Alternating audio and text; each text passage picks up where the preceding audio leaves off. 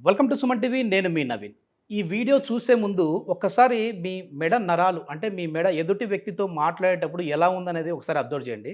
So మీరు మాట్లాడేటప్పుడు స్ట్రైట్‌గా ఉంది అంటే ఓకే. లేదు అనంటే ఇట్లా ముందుకు వచ్చిందంటే మాత్రం ఇక్కడ ఉన్న నర్వ్‌కి సంబంధించిన ఒక డిసీజ్ అని చెప్పేసేసి చెప్తా ఉన్నారు. మనతో ఉన్నారు ప్రస్తుతం celebrity homeopathy expert doctor Chetan Raju గారు. సార్‌ని అడిగి తెలుసుకుందాం. హాయ్ సార్, నమస్తే అండి. నమస్తే సార్. సార్ మీరు ఆఫ్ ది రికార్డ్ నాతో చెప్పినప్పుడు నిజంగా ఆశ్చర్యం వేసింది. అంటే ఇది కూడా ఒక సమస్యేనా? ఇది కూడా ఒక దీనికి కూడా ట్రీట్మెంట్ ఉంటదా అని చెప్పేసి అనుకున్నాను. అంటే కొద్దిమంది పుట్టుకతో కూడా వస్తా ఉంటాయి కదా సార్? పుట్టుకతోటి వచ్చేది వేరే.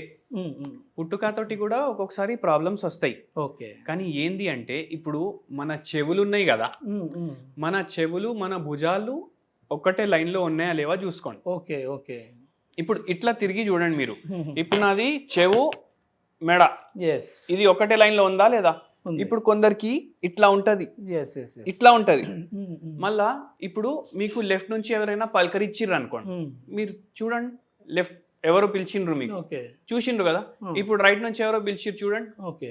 వెనకాల నుంచి ఎవరో పిలిచిర్రు చూడండి. హ్మ్. ఇట్లా చూసిండ్రు కదా. Yes. ఇప్పుడు కొందరికి అట్లా డైరెక్ట్ ఇట్లా మెడ తిప్పేసి చూడనీకి రాదు. ఓకే.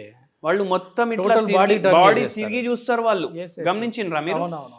ఇది ఎందుకు అవుతుంది? ఇప్పుడు చూడండి నరాలు ఏవైతే ఉంటాయి కదా. ఇప్పుడు ఒక పేషెంట్ ఇదే ప్రాబ్లం తోటి వచ్చిండ్రు మన దగ్గరికి. హ్మ్. హ్మ్. గోదావరి కని నుంచి వచ్చిండ్రు. ఓకే. అయితే వాళ్ళకు ఏముంది అంటే పేషెంట్ ఏజ్ 50 ఏండ్లు ఉంది భయ్. హ్మ్. హ్మ్. పేషెంట్ ఏజ్ వచ్చేసి 50 ఏండ్లు ఉండి ఆ పేషెంట్కి గర్భసంచి పోయింది. ఆపరేషన్ చేసి తీసేసిండ్రు. ఓకే. ఓకే. ఇప్పుడు దాని తర్వాత ఏమైంది? మెల్లగా బెండింగ్ స్టార్ట్ అయింది స్పైన్. ఓకే.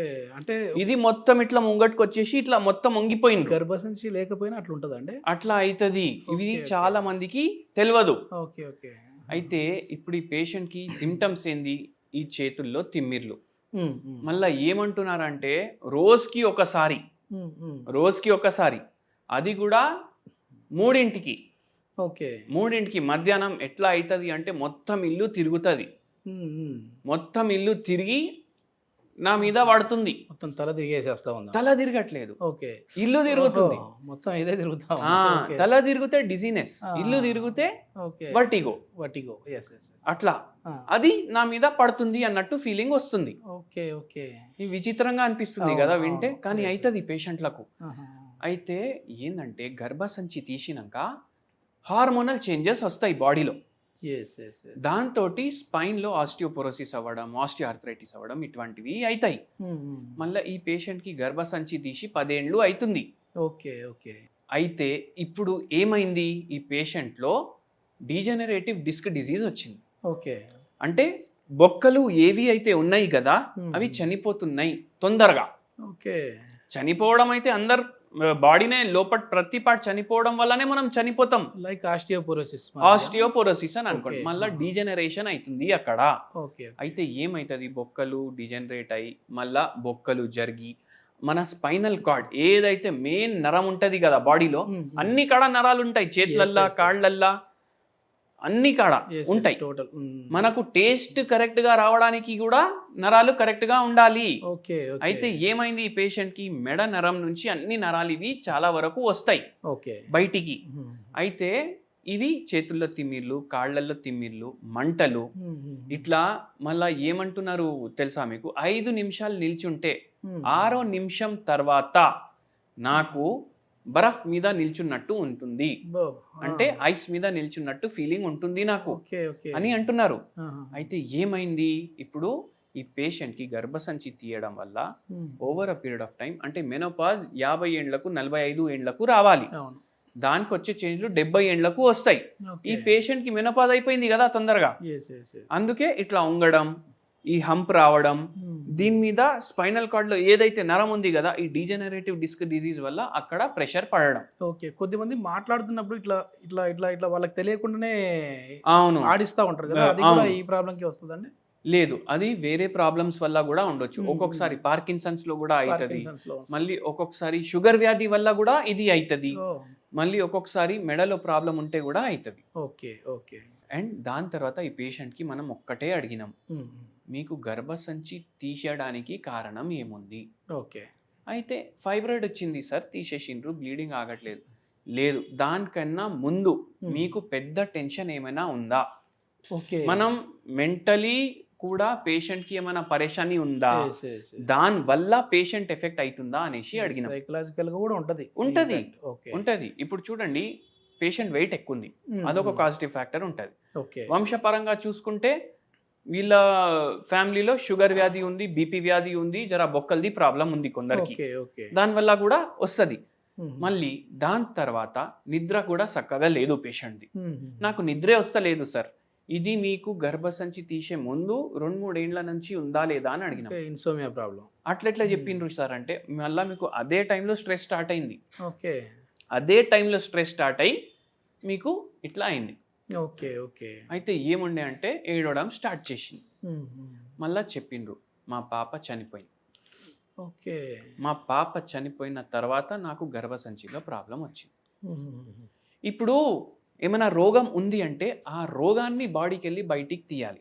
Yes, yes. ఏదైనా ఆర్గన్ దానివల్ల ఎఫెక్ట్ అయిందంటే ఆర్గన్ తీయొద్దు, హ్మ్, హ్మ్. ఆ పని హోమియోపతి మందు చేస్తుంది. ఓకే. ఇప్పుడు అంటే మామూలుగా గర్భసంచి తీయకుండానే ఆ ప్రాబ్లమ్‌ని క్యూర్ చేయొచ్చా హోమియోలో? అవును, మొత్తం ఆ ఓకే. ఫైబ్రాయిడే తగ్గిపోతుండే. ఓహ్! ఇప్పుడు గర్భసంచిని తీయడం వల్ల రోగం ఇంకా లోపలికి వెళ్ళిపోతుంది. ఓకే. ఓకే. అదే అయింది ఇక్కడ. అది ఓకే. సప్రెషన్ ఆఫ్ డిజీజ్ అంటారు. హుహుహు. అయితే ఈ పేషెంట్కి అట్లనే అయింది. చూడండి ఎంత మెంటలీ ఎంత ఇంపాక్ట్ చేస్తుంది హెల్త్కి. యెస్, ఇప్పుడు యెస్. చూసుకుంటే నలుగురు అక్క చెల్లెలు ఉన్నారు ఇల్లు, హ్మ్, హ్మ్. వేరే వాళ్ళకైతే గర్భసంచిలో ఫైబ్రాయిడ్ రాలేదు కదా, అవును. అది తీయడం వల్ల మళ్ళీ ఈ కాంప్లికేషన్లు అయినాయి కదా. యెస్. ఒకదానికి ఒక ఇంటర్‌లింక్. ఇంటర్లింక్ ఉంటుంది. హ్మ్, హ్మ్. మనం మందులు ఇచ్చినాము. ఓకే. డైలీ ఒకటి గుర్తుపెట్టుకోండి, అందరికీ చెప్తాను నేను. ఇప్పుడు చాలా మందికి ఏం డౌట్ వస్తుంది, ఆపరేషన్ లేకుండా ఎట్లా సెట్ అవుతుంది మళ్ళీ బొక్క, యెస్. జరిగిపోయిన అదే బొక్క. అడుగుదాం అనుకుంటున్నాను సార్. ఎందుకంటే సర్జరీ వరకు వెళ్తా ఉంటారు కదా ఇట్లాంటి వాళ్ళు. సో, అది ఎట్లా సాధ్యపడతా ఉంది హోమియోలో? ఎందుకంటే హోమియోపతి మందులంటేనే ఇప్పుడు వాడితే ఇంగా జీవితాంతం వాడుతూ ఉండాలి, ఎప్పటికో తగ్గదు అని అంటుంటారు కదా! అరే అట్లా ఎందుకు ఉంటుంది, ఎప్పటికీ పోవడం ఎందుకు ఉంటుంది. హ్మ్. ఇప్పుడు మన దగ్గర ఈ పేషెంట్కే 1.5 ఇయర్లో మొత్తం తగ్గింది ఓకే. ప్రాబ్లం. 1½ ఇయర్. ఏమవుతుందంటే ఫస్ట్ 2 నెలలకి ఇస్తాం సార్ మందులు. ఓకే. 2 నెలల్లోనే 40%, 50% లక్షణాలు ఏవైతే ఉంటాయి కదా అవి తగ్గుతాయి. రిలాక్స్ అయిపోతది. ఆ! మనకు ఫస్ట్ 2 మంత్స్‌లోనే రిలీఫ్ వస్తది. మనం ఏం ఓకే. చెప్తాం, ఒక 1 ఇయర్, 6 మంత్స్, 1.5 ఇయర్, 2 ఇయర్స్ వాడండి, ఉన్న రోగం పూర్తిగా బయటికి పోతది కదా. Yes, yes, yes, yes. అట్లా అనేసి మనం ట్రీట్మెంట్ స్టార్ట్ చేస్తాం ఓకే. పేషెంట్‌కి. హుహు. పేషెంట్ వాళ్ళు మందులు వాడిండ్రు, హ్మ్.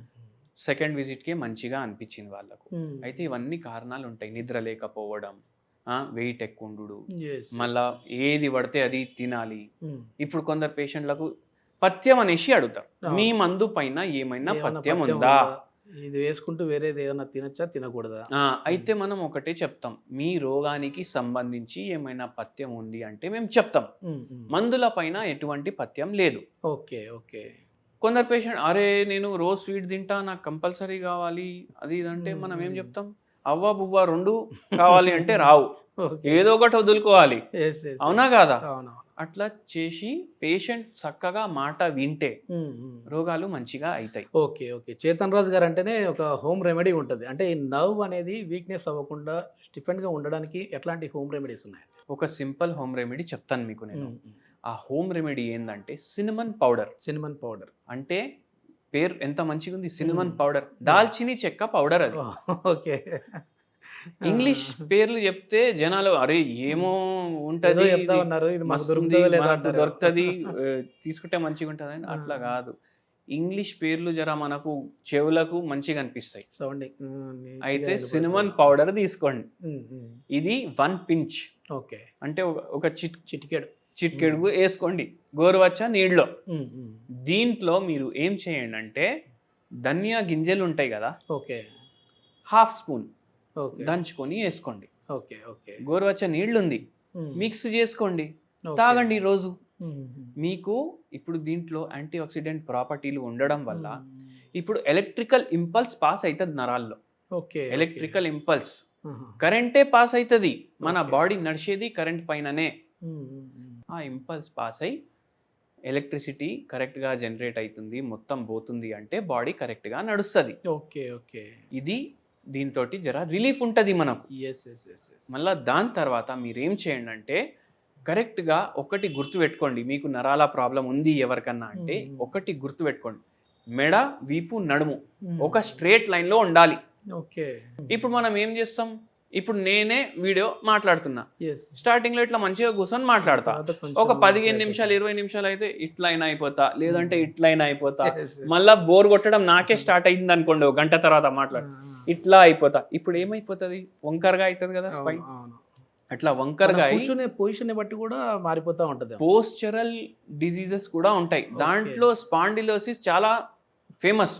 పోస్చరల్ డిసీజెస్ లో మీ పోస్చర్ చక్కగా లేకపోతే లంబార్ స్పాండిలోసిస్, సర్వైకల్ స్పాండిలోసిస్ వచ్చే ఛాన్సులు పెరుగుతాయి. Okay okay. అండ్ దాని వల్ల అది నరాలకి ఎఫెక్ట్ అవుతుంది. ఇప్పుడు ఈ లంబార్ రీజియన్స్ లో మామూలుగా L3, L4, L5 ఇట్లా ఈ ప్రాబ్లమ్స్ అంటుంటారు కదా, దీనికి కూడా హోమియోలో ట్రీట్మెంట్ ఉందా సార్? ఇప్పుడు ఇక్కడ వచ్చింది కదా ప్రాబ్లం, ఇది C2, C3, C4, C5 లో వచ్చింది. అదే ప్రాబ్లం నడుముకు వచ్చింది అనుకోండి, దాన్ని L3, L4, L5, S1 ఈ ప్రాబ్లంలు ఉంటాయి.